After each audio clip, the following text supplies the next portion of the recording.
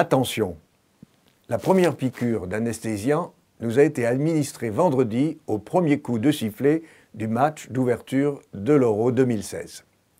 À l'heure où j'enregistre cette chronique, je ne connais pas le résultat de la rencontre France-Roumanie, mais une chose est sûre, il aura fait la une des journaux. Les amateurs de football seront prêts à prendre une demi-journée de congé pour soutenir leur équipe. Les plus réservés se laisseront tenter au moins par les demi-finales et la finale, et les plus sceptiques devront se rendre à l'évidence que cet événement est bien plus que du sport et qu'il faut l'accueillir comme tel. Du pain et des jeux, disait-on dans la Rome antique, et cette sagesse millénaire se vérifie une fois de plus haut. Il n'y a rien de mal à se divertir, à se changer les idées, à penser à autre chose pendant quelques jours. Après les attentats, le chômage, les grèves, les inondations, les Français ont bien droit à une pause.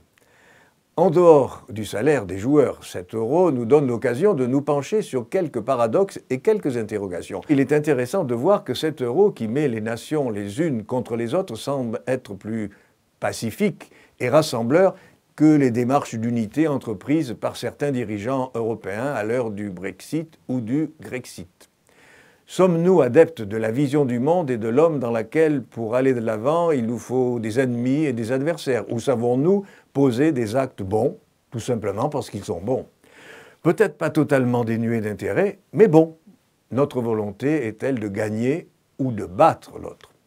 Aussi, lorsqu'on regarde un match de son équipe préférée et que malheureusement elle est en train de perdre, nous gardons espoir jusqu'au coup de sifflet final.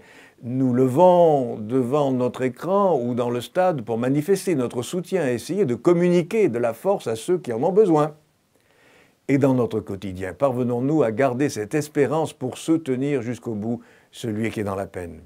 À croire jusqu'au bout qu'il pourra sortir de cette impasse, de cette maladie et de cette situation? Enfin, quelle importance donnons-nous à nos buts? Allez, bon Euro et que le meilleur gagne!